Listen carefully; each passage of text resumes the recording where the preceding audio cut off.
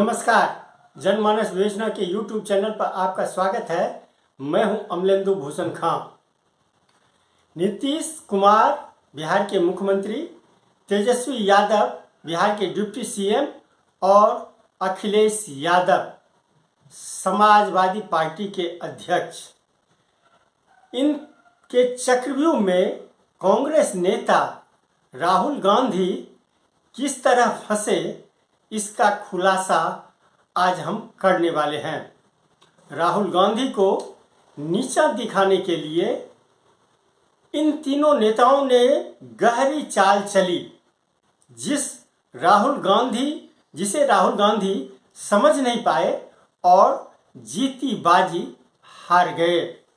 जी हां, आज हम बताएंगे कैसे राहुल गांधी को नीतीश, अखिलेश और तेजस्वी ने अपने मकर जाल में फंसाया और राहुल का मनोबल तोड़ दिया।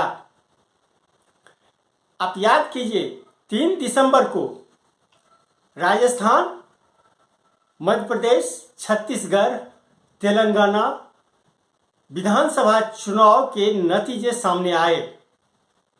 कांग्रेस पार्टी को सिर्फ तेलंगाना में जीत मिली और बाकी 2 राज्य छत्तीसगढ़ और राजस्थान, उनकी पार्टी की सरकार चली गई। मध्य प्रदेश में बीजेपी सत्ता में थी और भारी मतों से जीत करके, भारी संख्या में सीटों पर जीत करके वो सत्ता में काबिज हो गई। अब इन चुनाव नतीजों के बाद से राहुल गांधी का जो मनोबल है वो काफी टूट गया। राज्यों में विधानसभा चुनाव प्रचार जो था वो उबाल पर था, लेकिन नीतीश, अखिलेश और तेजस्वी यादव राहुल को चक्रव्यूह में फंसाने की रणनीति बनाने में जुटे हुए थे। इन लोगों को पता था कि जब तक राहुल गांधी का मनोबल नहीं टूटेगा तब तक उनकी मंशा पूरी नहीं हो सकती। 2 अक्टूबर को गांधी जयंती के अवसर पर नीतीश कुमार ने बिहार में जातिगत जनगणना का रिपोर्ट जारी कर दिया। उस रिपोर्ट की वास्तविकता या सत्यता कितनी है यह तो समय ही बताएगा, लेकिन नीतीश अपनी चाल में जरूर सफल हुए। राहुल गांधी के जुबान पर जातिगत जनगणना जारी होने के बाद सिर्फ 2 ही शब्द थे, कास्ट सेंसस। अगर उनकी सरकार सत्ता में आती है, विधानसभा चुनाव में जीतती है, तो कास्ट सेंसस कराए जाएंगे और ओबीसी को उनकी हिस्सेदारी जो है संख्या के आधार पर दी जाएगी। अब ये ओबीसी और कास्ट सेंसस कितना राहुल गांधी को सहायता दिया या नुकसान पहुंचाया, ये आप भली भांति जानते हैं। साथ ही राहुल गांधी के जुबान पर लगता था जैसे रट्टा मार करके आए हैं। कास्ट सेंसस और केंद्र सरकार में सचिवों के पदस्थापन में ओबीसी की भागीदारी जो है, इसको लेकर के वो हमेशा हर एक चुनावी भाषण में वो जिक्र करते थे। राहुल गांधी के जुबान पर यही रहता था जब उनकी सरकार आएगी तो केंद्र सरकार में ओबीसी की भागीदारी जो होगी उनकी संख्या के आधार पर होगी। जानते हैं नीतीश, अखिलेश और तेजस्वी ने ऐसा क्यों किया?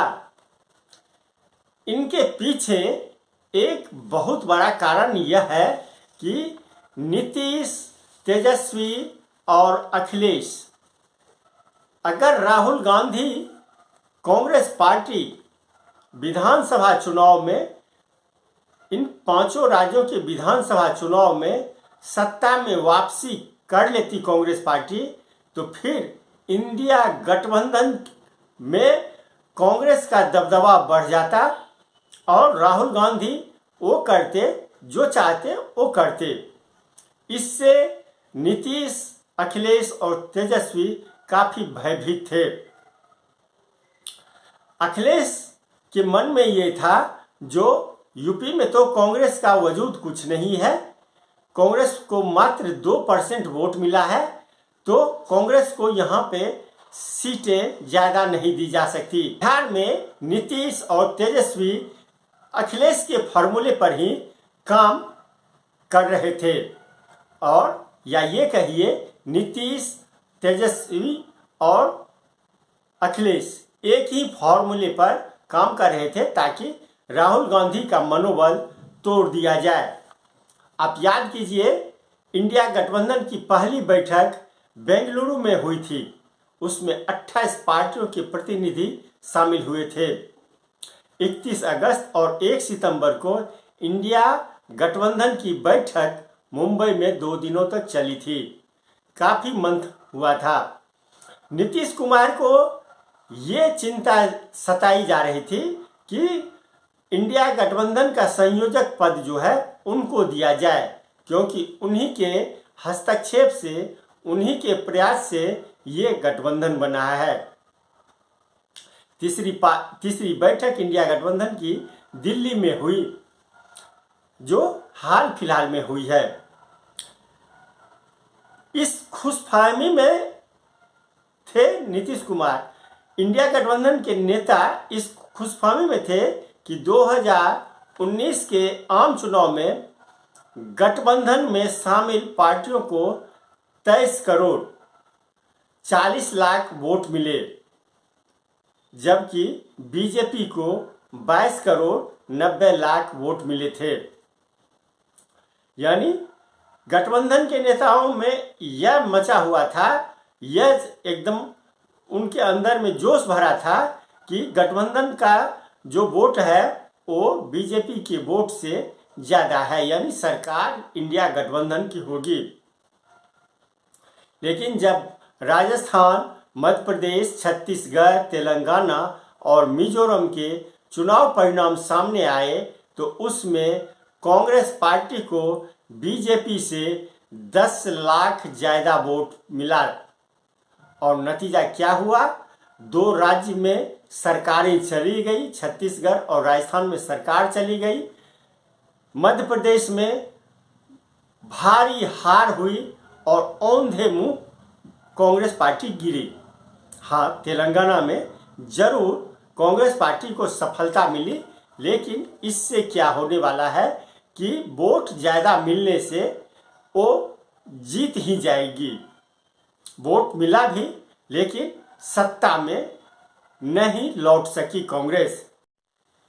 नीतीश कुमार का जो चक्रव्यूह था, उसमें राहुल गांधी बहुत बुरी तरह से फंस गए, और जब से राजस्थान 5 विधानसभा चुनावों के रिजल्ट सामने आए हैं, राहुल गांधी खुल करके सामने नहीं आ पा रहे हैं, पत्रकारों के सामने नहीं आ पा रहे हैं, लोगों के सामने नहीं आ पा रहे हैं, और वो एक तरह से कहा जाए जो चक्रव्यूह नीतीश, अखिलेश और तेजस्वी का चक्रव्यूह बेहद काम कर गया। अब सीटों के बंटवारे में कांग्रेस पार्टी का वो रुतबा नहीं रहेगा जो रुतबा 5 राज्यों के विधानसभा चुनाव से पहले थे।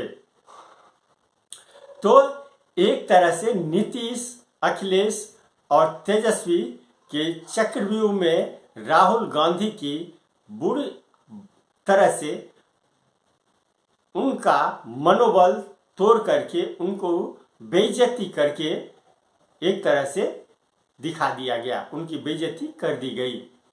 आज के लिए बस इतना ही, हमें दीजिए आज्ञा। नमस्कार। आप मेरे चैनल को जरूर लाइक करें और सब्सक्राइब करें। आपका बहुत बहुत धन्यवाद।